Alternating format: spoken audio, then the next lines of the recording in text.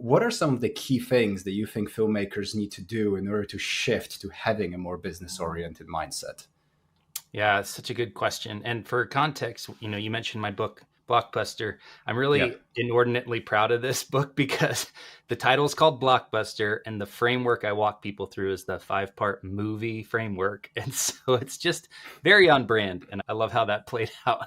But you're touching on the very first step, which is mindset. I think it goes back to this idea of being truly independent. So that's part of it. The other part is realizing that you're a business and you need to act like one. So what does that mean? Well, my friend Dan Priestley, he talks about how only oversubscribed businesses can be profitable. So what does that mean? Well, an oversubscribed business is one where there is more demand than there is supply. And so that's a big idea that we could spend the entire podcast on, but it goes back to basic supply and demand economics of, okay, if you have one movie and you have 3 distributors who want to either acquire it or partner with you to distribute it, well, you get the best deal because you're oversubscribed. There's more demand for your movie than there is supply. There's only one.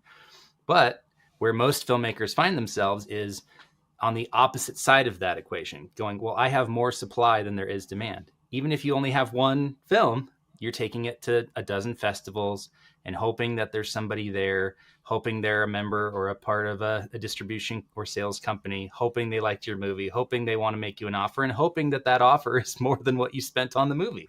And hope is a terrible strategy. It's not how businesses are run. And so what it comes down to is realizing, okay, I have to manufacture more demand than there is supply. And if you can do that, you can be profitable, even if it's $100,000 movie, $1 million movie, a $10 million movie, it doesn't matter.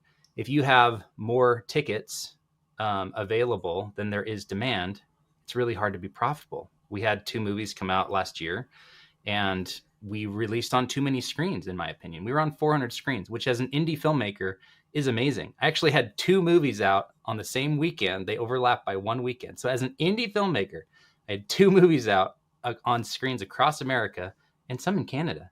And it felt amazing. And then you come back and you go, wait a minute, we oversupplied the marketplace. We had too many seats available. It would have been smart for us to do 100 or 150 screens and have more demand than there was supply for tickets, and we probably would have been more profitable. And so it really comes down to whether it's you're raising money or finding a distributor or selling actual tickets, you need that proper balance. You need to be oversubscribed.